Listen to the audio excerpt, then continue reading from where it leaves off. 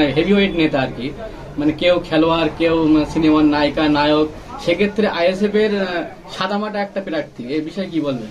দেখুন, সর্বপ্রথম ভাবতে হবে যে হেভিওয়েট যাকে যেনাদেরকে বলছেন তেনাদের দিয়ে কি সমাজের উপকার হবে? আমরা তো বসিরহাটে বিগত লোকসভায় আমরা দেখেছিলাম যে হেভিওয়েট একজন ছিল, তিনি তো লোকসভায় গিয়ে টিকটক করে বাড়ি আসতো। আমরা জনগণের জন্য লড়াই করতে এসেছি, জনগণের জন্য রাজনীতি করতে এসেছি, পিছিয়ে পড়া মানুষের পাশে থাকার জন্য রাজনীতি করতে এসেছি। সেই জন্য একদম জনগণের মধ্য থেকে নির্বাচিত ক্যান্ডিডেট করেছি। শহীদুল ইসলামকে আমাদের দল সিদ্ধান্ত নিয়েছে, শহীদুল ইসলামকে ক্যান্ডিডেট করার জন্য ক্যান্ডিডেট করেছেন। আর শহীদুল ইসলামের পরিচয় আমি আপনাদেরকে দিয়ে দেই। শহীদুল ইসলাম, আপনারা হয়তো ভাবছেন যে সাধারণ ছেলে, শহীদুল ইসলাম সাধারণ ছেলে নয়। শহীদুল ইসলামের ব্যাকগ্রাউন্ড আছে। উনি 2006 সালে যে সময় সিপিএম এর বিরুদ্ধে, বামফ্রন্টের বিরুদ্ধে সব থেকে বেশি বড় আন্দোলন শুরু হয়েছিল মাদ্রাসা ছাত্র ইউনিয়ন, সেই মাদ্রাসা ছাত্র ইউনিয়নের অন্যতম মুখ ছিলেন শহীদুল ইসলাম। এবং বর্তমান তেনার পরিচয়, তিনি বসিরহাট আমিনিয়া সিনিয়র মাদ্রাসার সুপারিনটেন্ডেন্ট এবং পশ্চিমবাংলা মাদ্রাসা শিক্ষক সমিতির সভাপতি। নিশ্চয়ই শহীদুল ইসলাম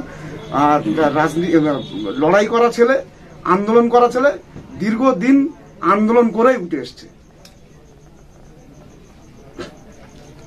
আচ্ছা, আপনি তো আইএসএফ এর একটা বড় দায়িত্বে আছেন, তো বসিরহাট লোকসভা নিয়ে কি ভাবছেন, কি পরিকল্পনা আছে? যেমন সবচেয়ে বড় বিষয় বলি, আইএসএফ এর আমরা দায়িত্বে না, আমরা আইএসএফ এর কর্মী।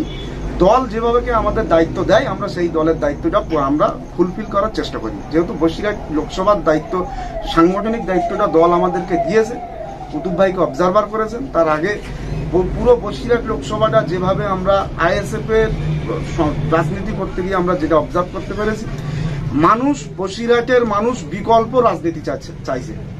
তৃণমূল বিজেপি বাদে একটা নতুন রাজনীতি, যেটা মানুষের জন্য লড়াই করতে পারবে, সেই মুখ চাইছে। পশ্চিমবাংলায় কিন্তু একমাত্র মুখ তিনি নওশাদ সিদ্দিকী, তিনি একমাত্র কিন্তু পুরো জনগণের জন্য লড়াই করছে এবং আইএসএফ কে বসিরহাটের মানুষ ভরসা করছে এবং আইএসএফ আগামী দিনে বসিরহাটের পথ দেখাবে।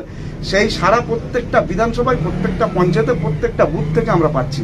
আশা করছি আগামী লোকসভা ইলেকশনে, 2024 সালের লোকসভা ইলেকশনে আমাদের আইএসএফ মনোনীত যে প্রার্থী হয়েছেন মাস্টার শহীদুল সাহেব, বসিরহাট লোকসভা থেকে আমরা সাংগঠনিকভাবে যেভাবে আমরা ক্যালকুলেশন করে পেয়েছি, লক্ষাধিক ভোটে এখান থেকে আমরা জয়যুক্ত হব এবং লক্ষাধিক ভোটে এখান থেকে আমরা লিড দেবো।